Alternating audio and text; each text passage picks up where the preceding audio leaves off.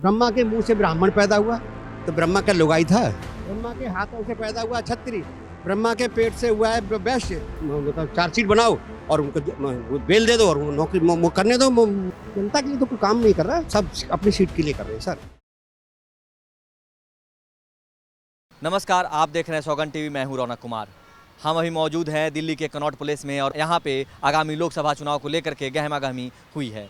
यहाँ पे लोग मनुस्मृति को लागू कराना चाहती है भाजपा, ऐसा कह रहे हैं। आइए हम उनसे इस पर जानना चाहेंगे। मनु है कौन ये? मनु उसका नाम था बैबस्त मनु। कौन थे ये? कौन थे ये उस जमाने के कई रहे होंगे सब जिन्होंने किताब लिखी है। नहीं तो ये तो आपको पता ही नहीं है किसने है। ये आप बताओ ना, कौन थे उस जमाने में, कौन थे, कब थे? ये बताते हैं कि मनु हुए 4, उनमें से बैबस्त मनु था। और बैबस्त मनु ने ये मनुस्मृति लिखी है। और वो सिर्फ ये है कि कुछ मतलब है कि कुछ चंद लोगों का राज कर दो, बाद बाकी सबको बना दो। नहीं, ये आपने मनुस्मृति पढ़ी है? हाँ, आई हैव रीड।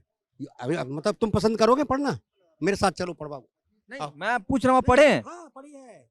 अच्छा, तो उसमें जाति व्यवस्था को लेकर के क्या लिखा हुआ? जाति व्यवस्था में चार बड़े व्यवस्था बनाई है उन्होंने। एक तो ब्राह्मण वर्ग बनाया है, एक बनाया है क्या नाम है क्षत्रिय वर्ण, एक बनाया है वैश्य वर्ण, एक शूद्र वर्ण। और क्या रखा है? मुंह से ब्रह्मा। ब्रह्मा के मुंह से ब्राह्मण पैदा हुआ तो ब्रह्मा का लुगाई था।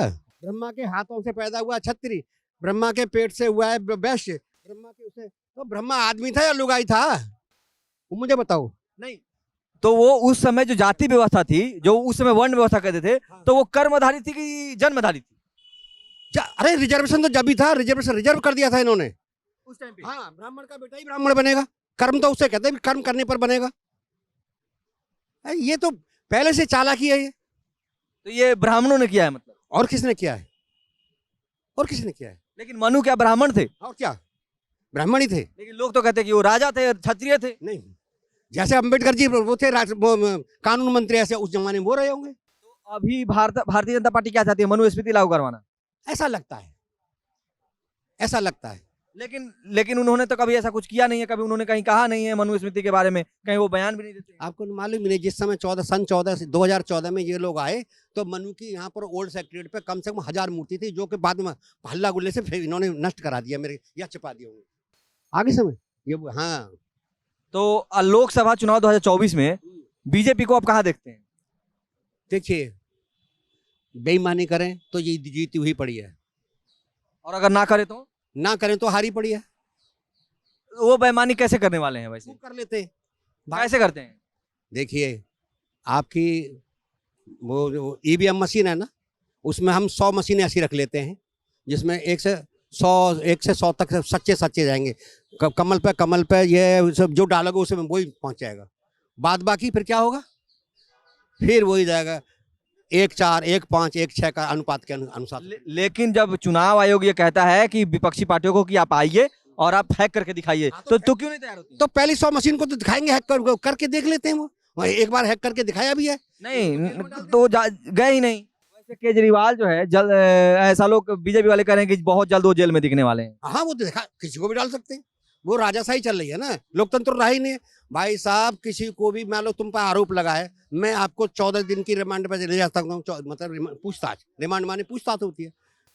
28 दिन की ले जाऊंगा, 2 महीने, 3 महीने, 1.5 साल थोड़ी होता है। अरे उनका पूछताछ हो गई पूरी, अब उनको मतलब चार्जशीट बनाओ और उनको बेल दे दो और नौकरी करने दो। वैसे इंडिया गठबंधन को के जो सबसे मुख्य सूत्रधार थे, वही इंडिया गठबंधन अब छोड़ चुके हैं। तो ये वो लालची है ना। वो तो 6 बार तो बीजेपी में चला गया और 3 बार लालू के संग रहा। वो कुर्सी का भूखा आदमी। लेकिन वो फिर कह रहे हैं कि अब कहीं नहीं जाएंगे, हम आ गए हैं जहाँ। वो तो पहले ऐसे कहता है, हमेशा ऐसे कहता है, चला जाता है। ये तो बहुत बड़ी चाल है। ये सब जनता के लिए करो काम, तो जनता के लिए तो कोई काम नहीं कर रहा, सब अपनी सीट के लिए कर रहे हैं सर। मतलब आप ये कह रहे हैं कि जो बीजेपी वाले हैं वो सिर्फ अपने लिए कह रहे हैं, जो कांग्रेस है वो जनता के लिए करती है? मैं ये नहीं कहूँगा। कांग्रेस भी ऐसी ही थी अपने जमाने में, उसने भी ऐसे किए हैं, सरकारें उन्होंने भी गिराई हैं। हम तो कांग्रेस के पक्ष में नहीं। तो फिर लोग किसको वोट दें? तो बहुत सारी पार्टी हैं। जैसे अब मैं नाम किसी का नहीं लेना चाहता, मैं किसी पार्टी का नहीं हूँ। अगर जनता के भले के लिए काम करे उसको चुन लीजिए। अगर बीजेपी गठबंधन एक तरफ है, कांग्रेस गठबंधन एक तरफ है, तो जनता तीसरा किसको वोट दे? अब सर मुझे जनता पे छोड़ दो छोड़ दीजिए प्लीज, जनता के ऊपर छोड़। चलिए, हम देख रहे थे दिल्ली की जनता को इनका साफ साफ कहना है कि आगामी लोकसभा चुनाव में कांग्रेस के खिलाफ भारतीय जनता पार्टी लोकतंत्र की हत्या कर सकती है। साथ ही इनका यह भी कहना था कि भाजपा आगामी लोकसभा के बाद मनुस्मृति को भी लागू करने का सोच रखती है। आप देख रहे हैं सौगंध टीवी, सौगंध वतन की।